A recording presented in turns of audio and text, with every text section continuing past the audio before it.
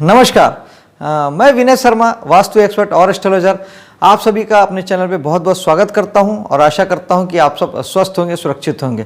दोस्तों, जिन्होंने मेरे चैनल को सब्सक्राइब कर लिया है उन्हें बहुत बहुत बहुत सारा धन्यवाद और शुभकामनाएं, और जिन्होंने नहीं किया है उनसे एक विनम्र निवेदन कि प्लीज़ मेरे चैनल को सब्सक्राइब कीजिए और मेरे वीडियो को लाइक शेयर कीजिए।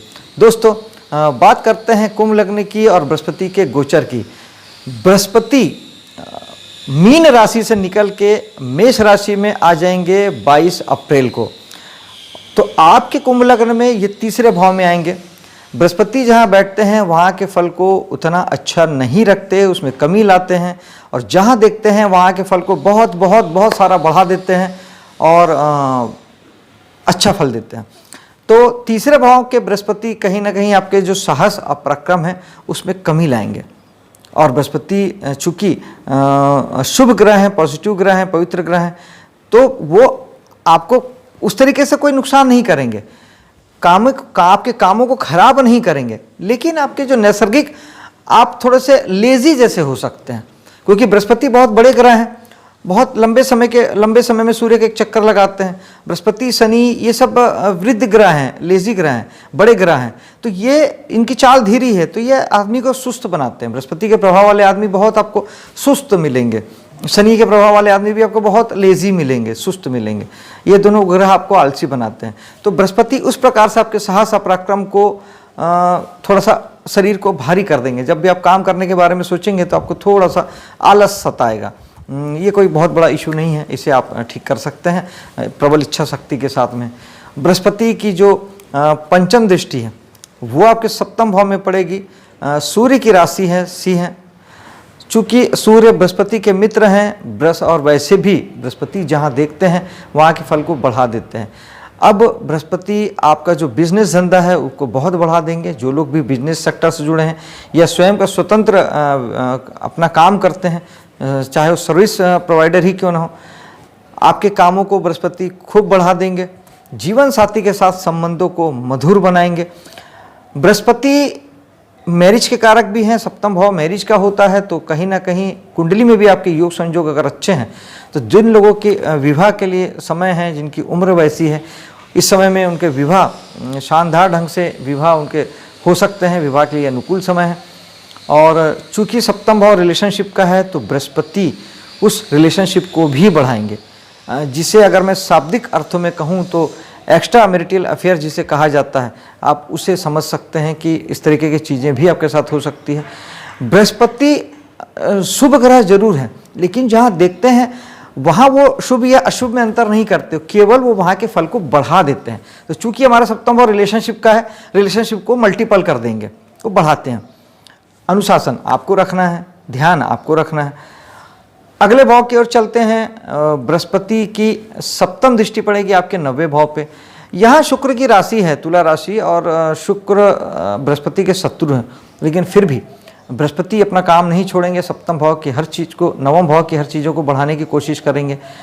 पिता के साथ अच्छा होगा, पिता की आयु बढ़ेगी, पिता की हेल्थ अच्छी रहेगी, शुभ विचारों से आपके पिता ओतप्रोत रहेंगे।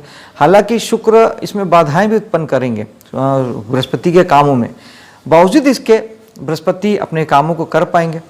भाग्य का घर है और भाग्य के स्वामी हैं। बृहस्पति स्वयं भाग्य के देवता हैं, और भाग्य के भाव को जब देखेंगे तो आपका भाग्य चौतरफा बढ़ेगा, यानी आपका भाग्य इस समय में बहुत आपका साथ देने वाला है। आप जीवन में जो भी करेंगे उसमें ईश्वरीय मदद या किस्मत या भाग्य बहुत ज़बरदस्त सपोर्ट करेगा। इस साल का आपको यूज़ करना चाहिए और आपको बहुत अच्छे ढंग से अपने परिश्रम को, कार्य को करना चाहिए। हालांकि बृहस्पति परिश्रम की जगह में आपको थोड़ा लेजी बनाएंगे, जबकि होना ये चाहिए कि इस एक साल में आप इतनी मेहनत करें, इतना काम करें, और जब भाग्य भी आपका उस गति में आपका साथ दे तो आप इस एक साल में सफलता की बहुत बड़ी ऊंचाई को छू सकते हैं, और या ये कह सकते हैं कि असामान्य सफलता आप प्राप्त कर सकते हैं, क्योंकि बृहस्पति वो शुभता, सफलता आपको देते हैं। नवम भाव हमारे धर्म का भी होता है, तो कहीं ना कहीं धर्म की चीज़ों से आप जुड़ेंगे, धार्मिक उस एटमॉस्फेयर में आप बहुत आगे बढ़ सकते हैं। किसी भी प्रकार से धर्म को जोड़ के अगर आप कोई भी काम करते हैं, चाहे धार्मिक संस्थाओं से जुड़े हुए हैं, चाहे आप पूजा पाठ आदि कराते हैं, प्रवचन आदि देते हैं, या किसी भी प्रकार के धर्म रिलेटेड कामों से जुड़े हैं, इवन आप राजनीति में ही क्यों ना धर्म को आप शामिल करते हैं, आपके जीवन में उन्नति दिखाई देती है।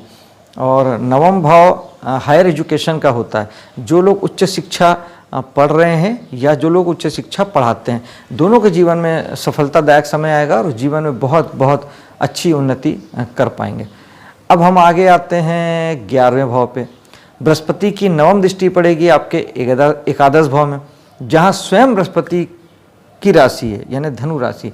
अपनी ही राशि में देखना है यानी अपने घर में देखना, और जो भी ग्रह अपने ही घर में देखता है वो उस घर को बलवान करता है, उसे और ताकत देता है। तो बृहस्पति एक अपने घर को यूं भी बलवान करेंगे और दूसरे वो स्वाभाविक रूप से फल को बढ़ाने वाले होते हैं। तो इस एक साल में दोस्ती यारी खूब बढ़ने वाली है। समाज सोसाइटी में हिस्सेदारी आपकी बहुत बढ़ने वाली है। आप खूब सामाजिक कामों में हिस्सा लेंगे। समाज में आपको कोई पद लाभ हो सकता है, आपको प्रतिष्ठा बढ़ेगी, आपको लोग जानेंगे पहचानेंगे।